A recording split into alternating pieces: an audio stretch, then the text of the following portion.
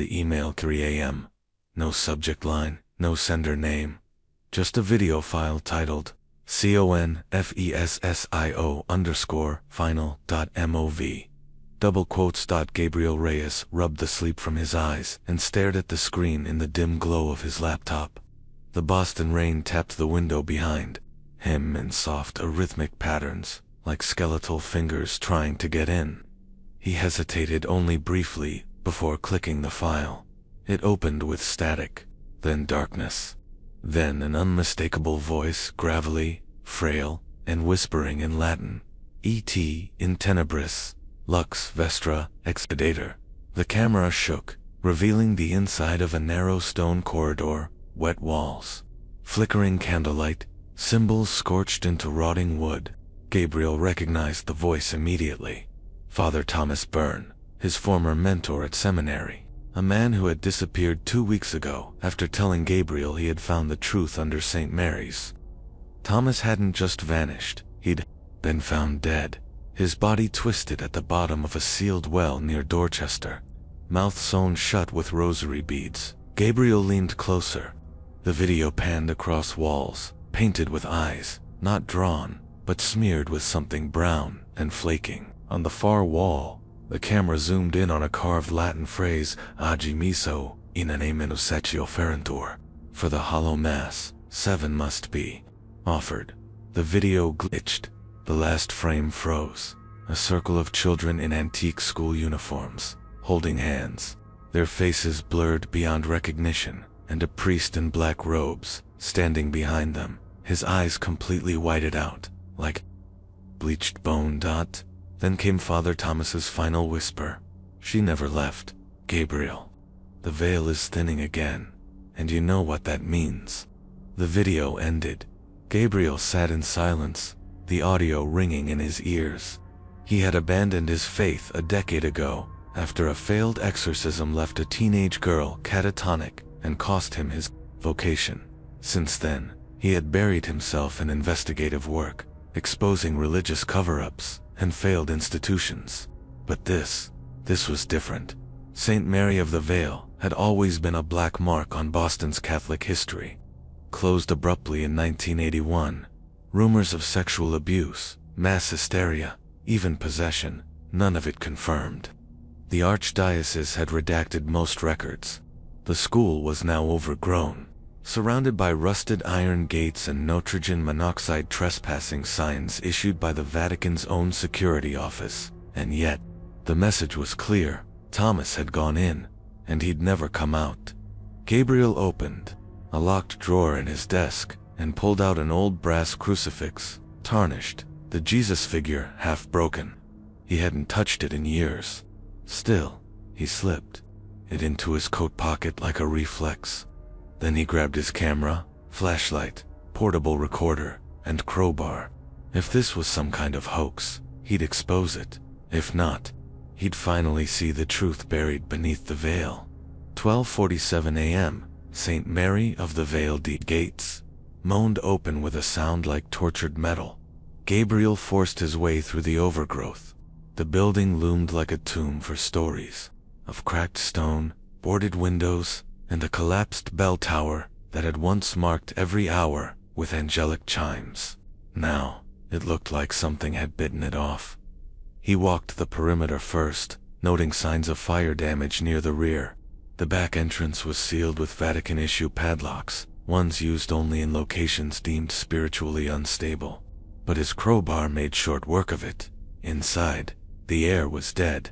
No echo, no breeze, just dust hanging in thick layers, like ancient breath that never left. The long hallway was lined with classrooms. Each door bore a number and a faded nameplate. Form 2, Latin, dormitory, juniors, chapel. Some doors had claw marks. Others had melted candles, still clinging to the walls, dozens of them, as if some forgotten ritual had taken place. His recorder clicked on. Journal entry 1. I've entered St. Mary of the Vale. Evidence of unreported fire. Building seems intentionally abandoned, not condemned. There's a smell, sweet, almost like he paused. From somewhere ahead, deep in the shadows. A girl laughed, soft, playful, giggling. Gabriel froze, raised his flashlight. "Hello?" he called. No answer. He moved toward the chapel, the door ajar, hinges creaking, like a voice whispering, "Leave." He stepped inside.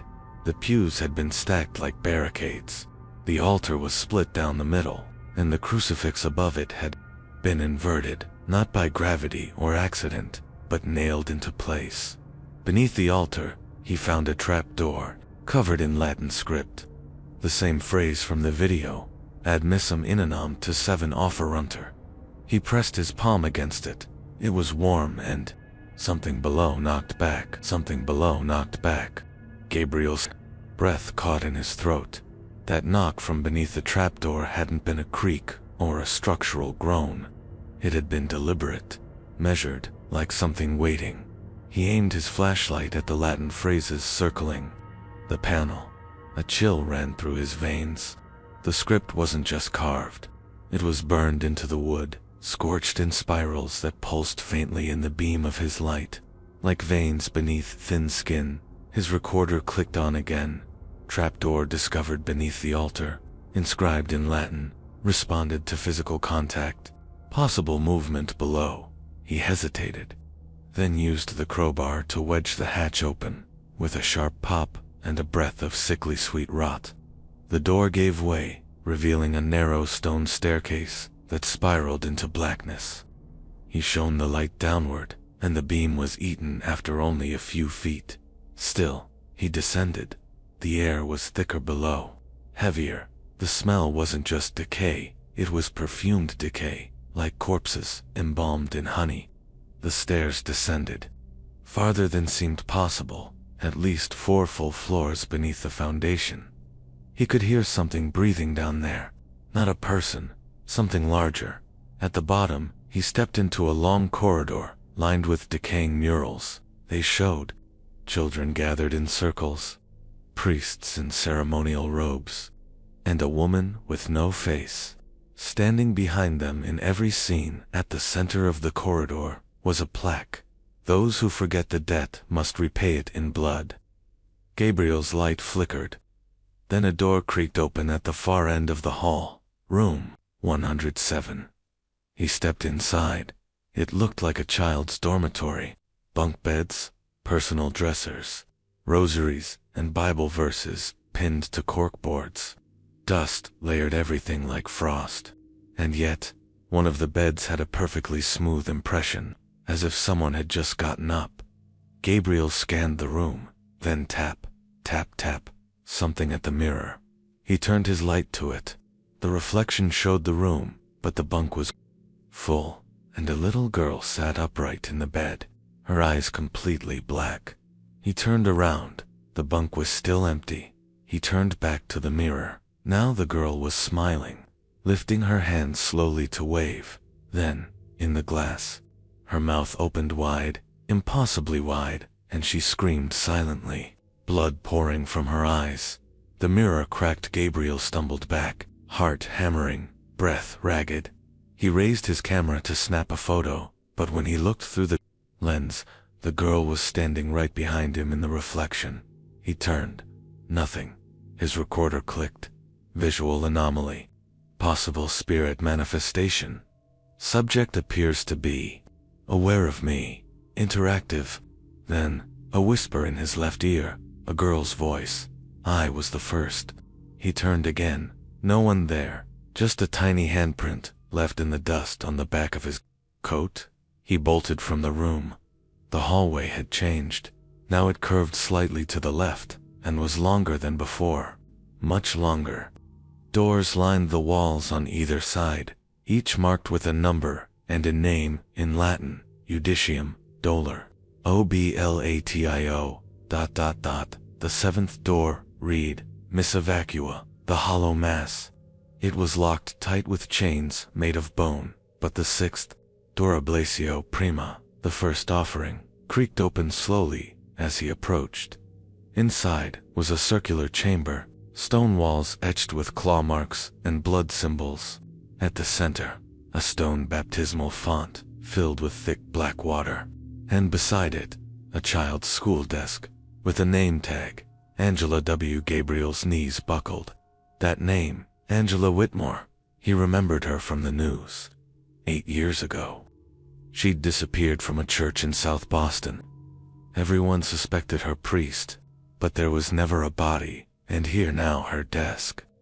Untouched by time, Gabriel stepped forward and felt something crunch under his boot. He looked down, baby teeth, dozens of them, then drip, drip, drip. He raised his light to the ceiling. A girl, pale, silent, eyes hollow, was hanging upside down above him, her limbs twisting slowly, as if underwater, her mouth sewn shut with rosary beads. Her eyes snapped open and met his. The crucifix in Gabriel's pocket turned ice cold. Then, with a snap, the rosary threads tore, and the girl's scream filled the room. Like an explosion, Gabriel fell back as black water erupted from the baptismal font. The air turned to frost. The walls moaned, then silence. And in the corner, carved into the stone, in fresh blood, 1 of 7, blood, 1 of 7. Gabriel screamed, the echoes of the girl's scream still ringing in his ears. His camera had gone dead. His recorder was full of static. He didn't care. He just needed to breathe. But the deeper he moved, the thicker the air became. Behind him, the baptismal room sealed itself with a low grinding thud, as if St. Mary's was swallowing its secrets one by one. He reached the end of the twisting corridor, where a massive door made of iron and bone awaited.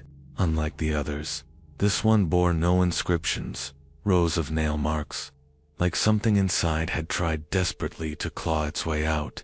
His hand reached for the rusted handle, even as instinct screamed to stop. The door creaked open. Inside was a chapel. Not a normal one. This was an underground sanctuary, round and ancient, built entirely of black stone. Rows of wooden pews stood warped and burned, their surfaces covered in what looked like melted wax, but it wasn't wax, not entirely. It was skin, peeled, hardened, draped like forgotten cloth. Gabriel stepped closer. At the front was a stone altar, and behind it, a massive crucifix. But instead of Christ, it held a child, arms outstretched and bound in rusty barbed wire, its mouth sewn shut, its ribs carved with Latin incantations. Gabriel's knees shook. Then he heard them. Voices, singing children, a hymn, but slow, off-key, and wrong. He turned and saw shapes in the pews, shadow children, sitting still, heads bowed, as if in eternal prayer. The light from his flashlight made them flicker like smoke. One by one, the children turned their heads toward him, their faces shifting from blank expressions to wide, unblinking eyes that stared straight through his soul. He backed toward the wall, but his hand brushed against something soft. He turned. A child stood beside him, alive, a boy, maybe 8, pale, dressed in a faded Catholic school uniform. "Don't sing," the boy whispered. Gabriel knelt, trembling. "What do you mean? If you sing, she hears you." "Who?" The boy didn't answer. He only pointed behind Gabriel. Gabriel turned, and the crucified child was gone. Now the cross held something taller, twisted, like a nun, but her robes were soaked in red. Her face was concealed by a black veil that moved as if breathing. From under the veil, a mouth opened, a vertical slit running from chin to forehead lined with hundreds of teeth. Not human teeth, infant teeth. The hymn began again. No, and Gabriel realized it wasn't echoing in the chapel. It was inside his head. The boy began to cry, backing away. "She's coming back." Suddenly, the pews burst into flame blue fire that burned silently. The shadow children screamed, their mouths stretching unnaturally wide, voices high-pitched and warping. Gabriel grabbed the boy and ran through a side passage behind the altar, barely dodging falling stone and snapping bones. The tunnel twisted like intestines, slick with something sticky. The hymn faded. When he finally stopped to breathe, he was alone again. No sign of the boy, just another door. This one was labeled Consilium Tenebris, the Council of Shadows. He pushed it open. The room beyond was massive, shaped like a courtroom. 7 high-backed chairs loomed above, arranged in a semicircle around a pulpit. Each chair was filled with rotting figures in priestly garb, their skin flaking, their mouths sewn closed, and yet they were all moving just slightly. Twitching. At the center of the pulpit stood an ancient book, bound in what Gabriel suspected was human hide. The pages glowed faintly. Latin script burned across the surface. He approached. Liber Peccatorum, the Book of Scenes. Its open page. Read. Offer 1. Angela Whitmore, Baptism of Silence. Offer 2. James Marrow, Choir of the Damned. Offer 3. Blank. Gabriel stared at the empty line. It began to fill in by itself. Offer 3. Gabriel Clark, the witness. He stumbled back, heart pounding. How did it know his name? The dead counselors turned their heads in unison. The one in the center stood, its joints snapping as it moved. From its chest, a black serpent emerged, its eyes human, its tongue made of barbed rosaries. It hissed, and the hymn returned, louder than ever, causing blood to leak from Gabriel's ears. She is awake, the serpent whispered. She has seen you. The candles around the chamber flared, casting tall shadows that seemed to detach and crawl across the floor. Gabriel ran again through a narrow exit behind the pulpit, down another spiral, his vision blurred. The whispers were everywhere now. He will take their place. He brought the eye back. We've been waiting. He fell into another chamber square, silent, empty. On the far wall was a mirror large, gilded, and untouched by dust in it. Gabriel didn't see himself. He saw the girl from room 107, Angela. She was screaming again, but this time, she was reaching out to him, desperate, pleading. Behind her stood the veiled nun. The mirror shattered inward, and a single piece of glass cut Gabriel's cheek. His blood trickled down and hit the stone floor at once. It began to boil. Then came the voice, soft, feminine, cold. 3 more, and the gate opens. And the gate opens. Gabriel's boiling blood on the floor, pressing his hand to his cut cheek. The voice that had spoken soft and serpent-like still lingered in the thick air, curling into his ears like smoke. 3 more, and the gate opens. What gate? He tried to focus, tried to understand. He turned, and the mirror was whole, again broken, untouched, as though nothing had happened. But there was no reflection, just darkness. It was as if the mirror no longer reflected the room, but instead stared into another world entirely, a hallway of floating bodies, upside-down crosses, and eyes that blinked without faces. Gabriel couldn't look away. Then the air shifted. Behind him, whispers. He turned slowly, expecting to see another door or grotesque statue, but instead, it was a confessional booth, ornate, red velvet curtains, now black with rot. It hadn't been there before, he was sure. The left side of the booth creaked open, waiting, drawn by some mixture of horror and compulsion. Gabriel stepped inside and sat down. The velvet was damp, the seats sagging with unseen filth. A moment of silence, then slide the partition opened. Across from him sat something not human, draped in priest's robes. No skin, just sinew and bone, wrapped in vestments, and a mouth stitched shut with black twine. Yet it spoke without moving. Confess. Gabriel stared. I don't know what I'm supposed to say. Confess what you saw, what you heard, what you carry. The words felt heavy, pressing on his chest. He whispered, I saw a girl, a nun with a mouth that opened the wrong way, children singing wrong songs, a book that knew my name, and the child screamed your name before she burned. Gabriel froze. That wasn't true. That couldn't be true. You don't remember. Let me help. The creature priest raised a skeletal finger, and suddenly Gabriel's ears roared. A sound like flame, like flesh tearing apart. Then a memory returned. Not a vision, not a hallucination. A memory. He was 16, in a basement, in a church. St. Mary's, sneaking in with his friends, daring each other, lighting candles. One of them opened a door they shouldn't have, a locked one with a golden symbol. Inside was a little girl, alone, crying. Angela, they thought it was a prank, that she was part of some haunted story. She begged them not to leave her. She begged them not to light the other candle, the one near the book. But someone did. Someone - Gabriel. He lit it, and she began to scream. The walls bled. The candle exploded in black flame. They all ran except Angela. They sealed the door and never told anyone. "Oh my God," he whispered. "She died because of me." The priest's lips curled, stitches tearing slightly. "She burned for your doubt." Gabriel's hands trembled. He had forgotten. No, he had repressed it. Why now? Why bring me back? Because the gate needs witnesses and sinners. Because the church feeds on guilt. The booth trembled. The wood cracked. From the floor beneath, fingers reached up, bloody, burned fingers, pulling at his ankles.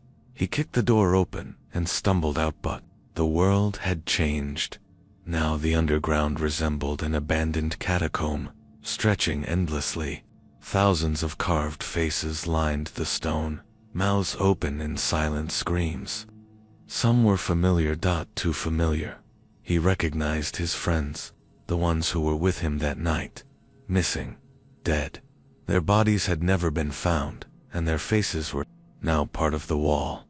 He pressed forward, stepping over bones, past a skeleton in a nun's habit with her hands still clasped in prayer. Her skull had been drilled through. Not by accident, by ritual. He found another door, tall, wooden, soaked in something thick and fresh. Blood. He opened it. Inside was the original confession hall. Above the altar was a Latin inscription, Quod absconditur, manifestabitur, that which is hidden shall be revealed. Lining the pews were bodis in black robes and nuns and priests, all decayed, mouths agape, but they weren't dead. They moved when he stepped in, slowly, twisting. Every eye opened at once, hundreds, and they all looked at him. Suddenly, the altar caught fire, revealing a blackened version of the Holy Bible, but the pages were stitched shut with human hair. Behind the altar, a glass coffin. Inside it, Angela, 8 years old, perfectly preserved. She opened her eyes and smiled. "They told me you'd come back." Gabriel stumbled forward. Angela, tears flooded his eyes. She hadn't aged. Her skin was unburned, but the air hummed with something wrong. Angela tilted her head. "Do you want to trade places?" He blinked. "What?" "You opened the gate. You lit the candle. You brought her back. And now, she needs a soul." The hymn started again. From behind him came footsteps, wet, heavy. The veiled nun entered. The choir of the damned followed behind her, limping, silent. Angela rose from the coffin, her skin peeled away like wet paper, revealing a shadowy core, smoke and flame beneath a child's form. "You can stay with me forever. All you have to do is say yes." Gabriel looked around, trapped. No exit. He screamed, "No, no," and everything shattered. He woke in room 17 of St. Mary's Hospital.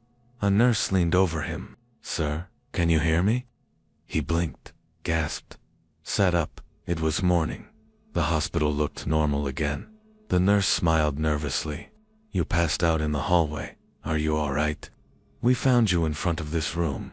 Gabriel looked around. No blood, no shadows. The door to room 107 was closed. "Can I see the patient?" he asked. The nurse blinked. "What patient?"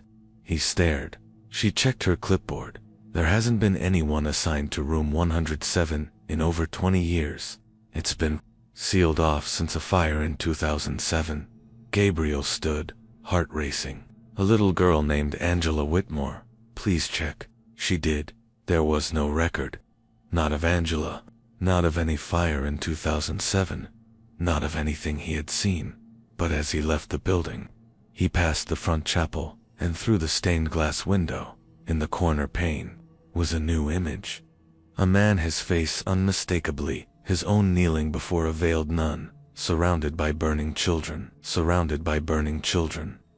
Gabriel falling asleep, he only remembered waking cold stone against his cheek, his breath fogging in the stale air. The recorder was gone. His flashlight lay flickering a few feet away, sputtering its last breath of life. He had made it deep into the catacombs, further than he thought possible, and now something was different. The walls no longer bled, they breathed. The air pulsed like lungs, a slow inhale-exhale rhythm that vibrated the very floor. The smell of sulfur and rot choked him as he rose shakily to his feet. Around him, bones were no longer just stacked, they were woven into the walls. Shaped with such intricate design, it looked almost architectural, a cathedral of remains. At the center of it all stood a door, massive, 12 feet tall, carved from ivory and blackened wood. It looked ancient, pre-Christian, maybe even pre-human. Embedded into the archway above it were what Gabriel first mistook for carvings, but weren't. They were teeth, thousands of them, human molars, fangs, baby teeth, jagged and yellowed, arranged in concentric rings that shimmered with saliva. The gate of teeth. His hand trembled as he reached into his bag and pulled out the journal, the priest's journal he'd found in the sealed sacristy. The last entry was burned into his memory now. They feed it the innocent, one each decade. The sisters call it the hollowing. The door opens when the seventh is prepared, but it always hungers, it always listens. Gabriel felt every eye in the walls watching. He approached the gate. The handle was shaped like a human jaw. The bone still stained crimson, as if freshly torn from someone's face. As he touched it, a vibration traveled up his spine, not electric, but hungry, like something had sensed him. The moment his palm wrapped around the jawbone, the teeth shifted. They turned toward him, every one, not metaphorically, not figuratively. They moved. Grinded. Chattered, in unison like insects chewing through flesh. A voice whispered behind him, not in English, not in Latin, a child's voice, in an ancient tongue that twisted his stomach and made his teeth itch. And yet he understood. You are the seventh. No, he whispered, stepping back, heart hammering. But the voice didn't stop. You walked in willingly. You brought the sins of the six. You carry the final sin in your blood. The ground beneath him rumbled. A pale fluid began to leak from the seams in the bone walls. Milk, or something like it. Sour, lumpy, hot. Gabriel stumbled, grabbing the nearest support, and felt a hand grasp his. Small, cold. He turned and saw her again.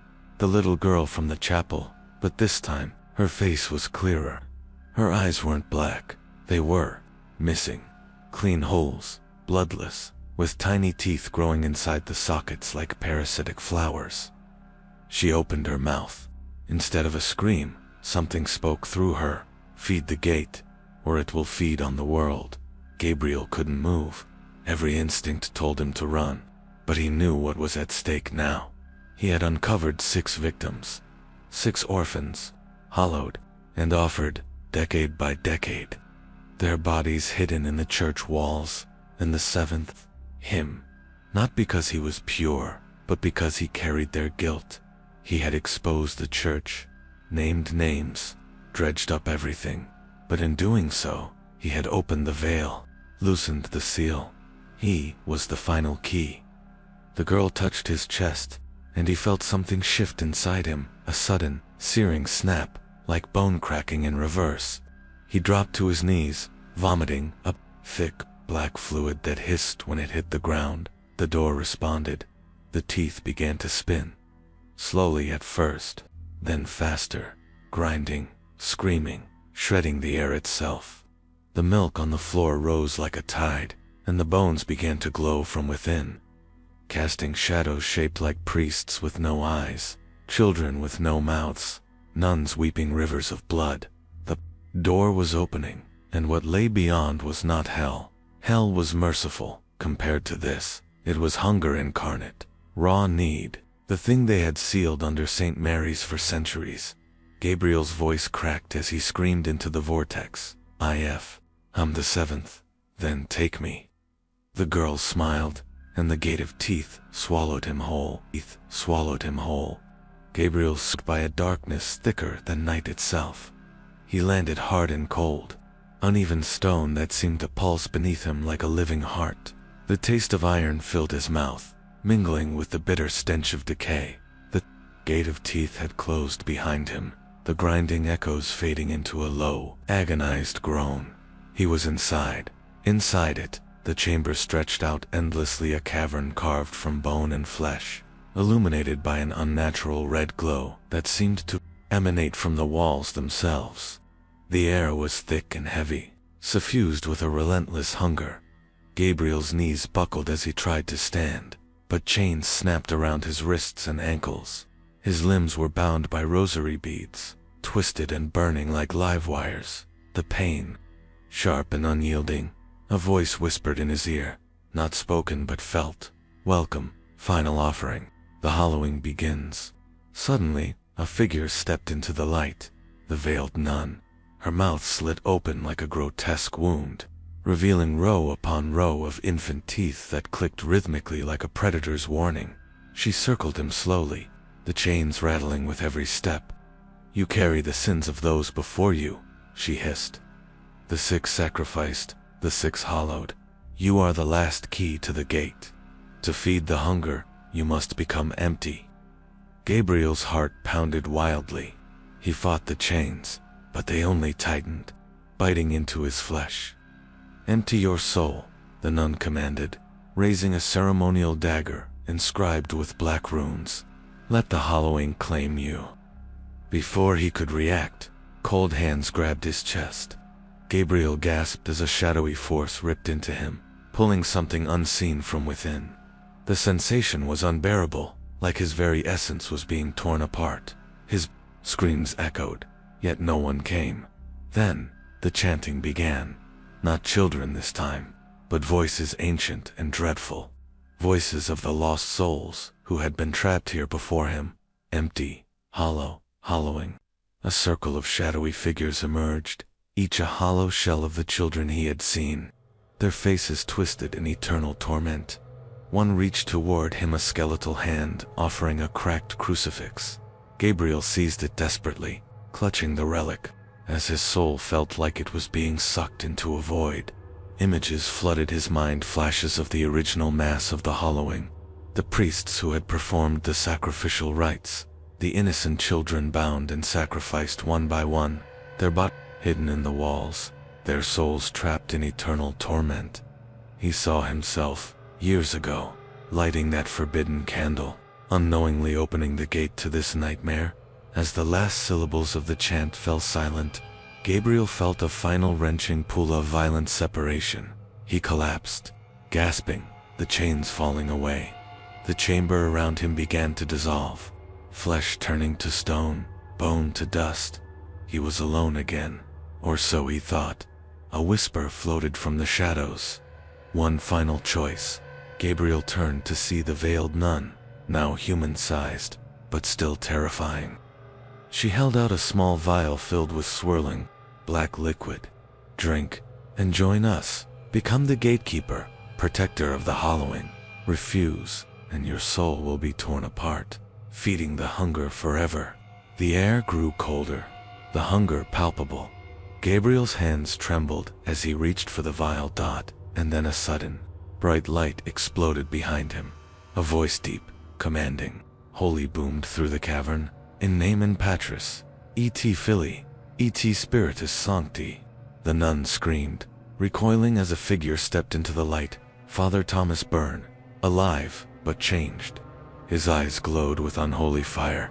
You shall not take another soul today, Father Thomas declared, raising a crucifix that blazed with celestial light. Gabriel felt strength return. Together, they faced the darkness. But the battle had just begun. Father Tommy, crucifix raised high, radiating an ethereal light that pushed back the choking darkness around them. The chamber seemed to recoil, the walls of bone and flesh writhing in agony as the veiled nun hissed like a wounded beast.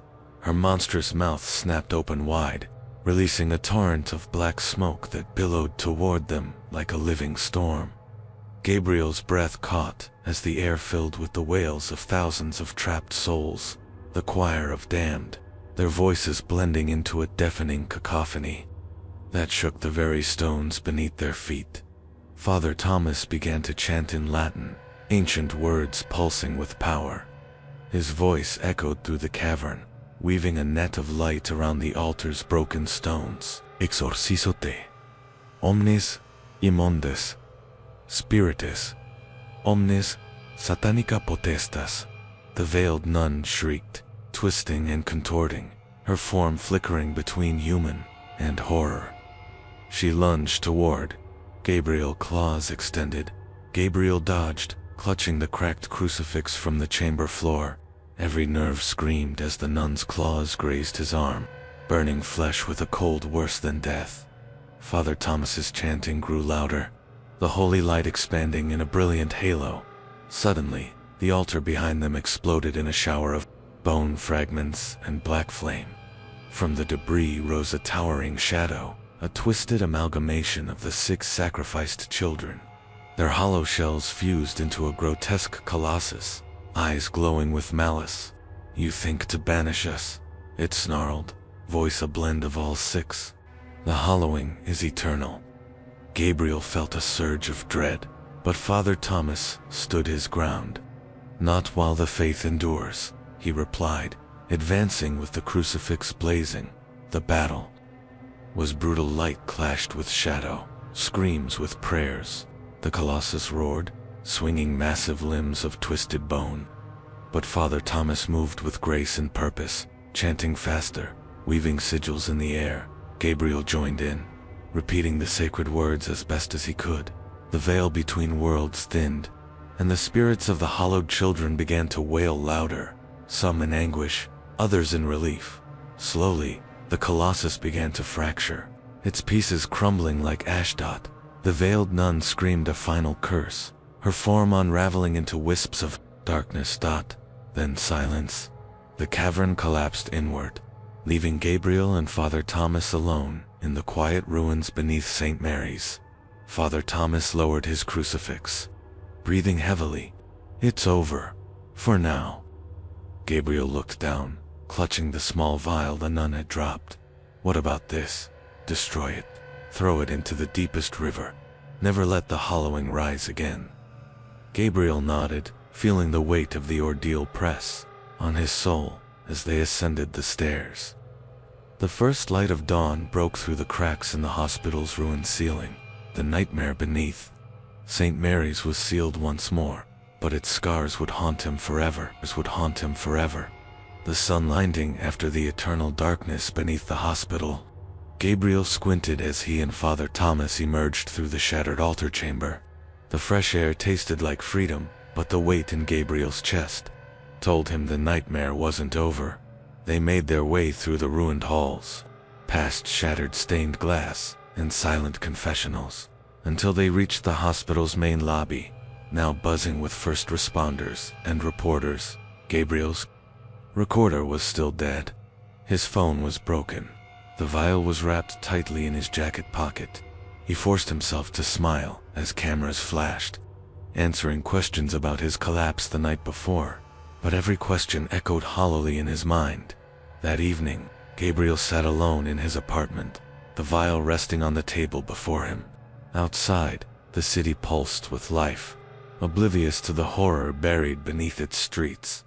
He couldn't forget the girl, the hollow child with teeth in empty sockets, the veiled nun's terrifying grin, the colossus of lost souls, the gate of teeth. He reached for a photo from his pocket, a faded snapshot of the 6 missing children, their eyes dark, their smiles haunting. He whispered, "I'm sorry." The phone buzzed, a text from an unknown number. "The gate never truly closes. We are watching." A chill ran down his spine. The vial trembled in his hand. Suddenly, the glass cracked. Black smoke seeped out, swirling in the dim light. Gabriel stumbled back as a whisper filled the room. One of 7. Always. Outside, across the city, lights flickered, and in the shadows, a child's laughter echoed.